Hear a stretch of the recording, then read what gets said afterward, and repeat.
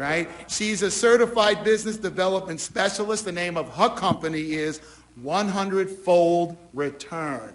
I believe you're a CPA, a certified financial planner, and a whole lot of other great things. She's known throughout the United States as the business plan lady. So folks, let's welcome up our first speaker, Sherry Darden.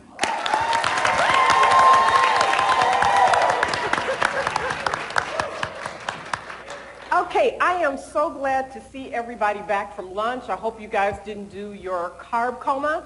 If not, we're going to make sure that you're awake. We have been talking about payroll, and I know, again, it's not the most exciting subject in the world, but you guys are here for a reason, because it's to keep you out of jail. It is. It's to keep you out of jail, and so that's what my objective is going to be. And we've been talking about exempt employees, and unfortunately, we know we can pretty much do what we want to with exempt employees. We can work them 4 hours a week, make them 900 hours a week, and we can pay them the same. Now I want to talk to you about non-exempt employees. And here's what I found very interesting is when we did our polls earlier today, I found that 75% of you have handbooks. There's 25% of you that don't have handbooks. And what I found exciting is you guys really love the Ultimate Employer. I was able to show you how you can get on. You can answer a couple of simple questions. It's ADA, ADAAA, ABC, EDFG, all those compliances there. And you can get your handbook done pretty quickly because, again, that's to keep you out of jail.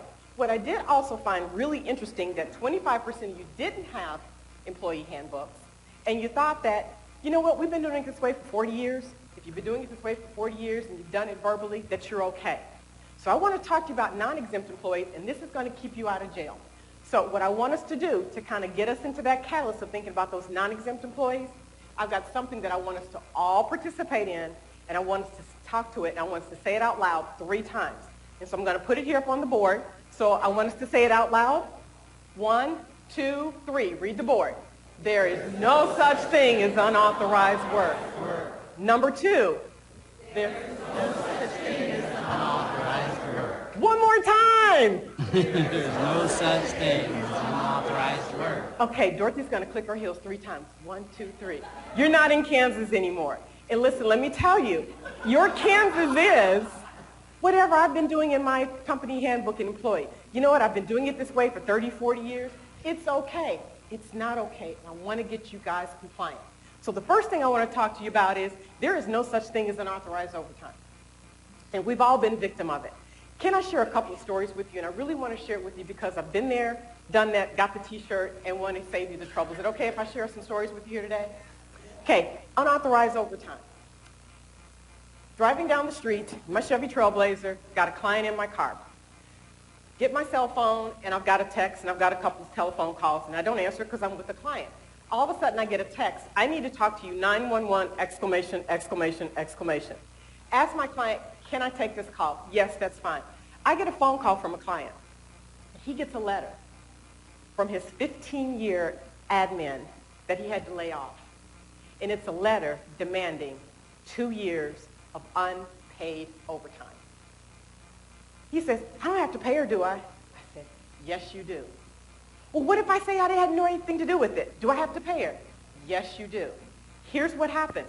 You know, everything's kumbaya, everything's love. You know, we're in it to win it. I don't want that unauthorized overtime. I don't want the overtime. I'm here. I want to do the success of the company. Okay? He pays her 40 hours a week. He has to lay her off. Now all of a sudden it's kind of like family. They're your best when things are great, and then when things are bad, she's like, how can you lay me off? How dare you after all that I've done for you? He says, well, what, you know, I've got this 40 hours. I've signed it. I said, lovely little letter named fraud. Said, you've got to pay her. This is going to keep you out of jail. Well, what if I fight it? I said, we've got 2 choices. We can pay her for those 2 years that she's demanding, or she can go to the Department of Labor and demand 5 years.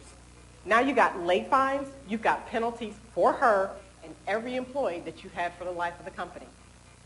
You make the choice.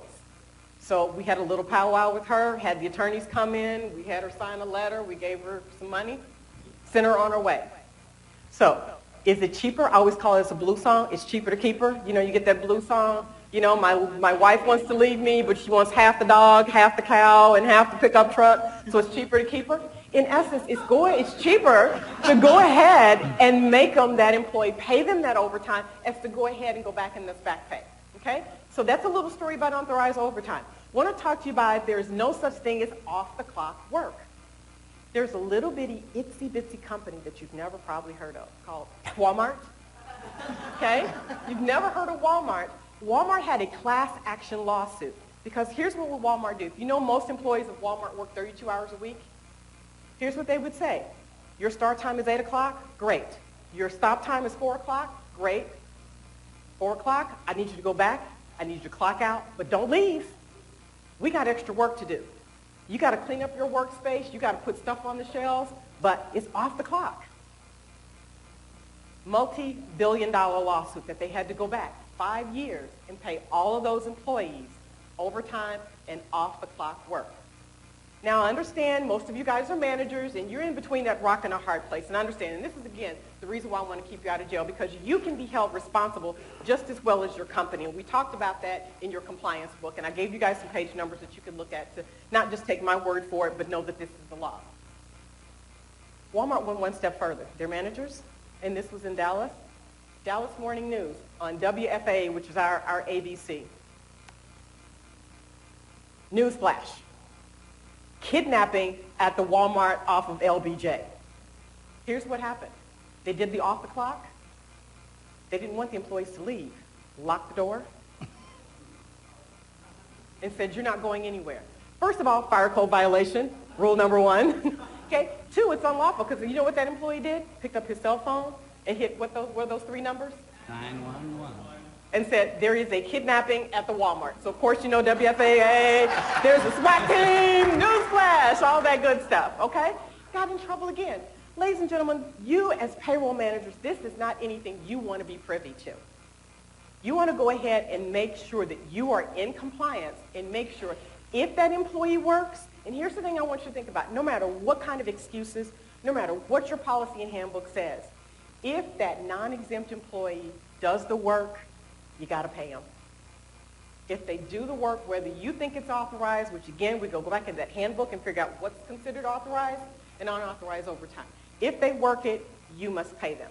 So you got 2 choices in life. Which road are you going to choose? Talked about that, Dorothy?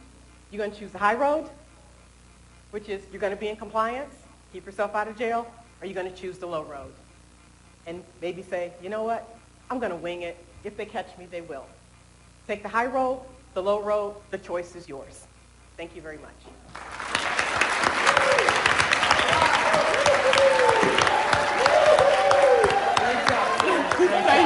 Thank you. Stand right over here. Okay, now.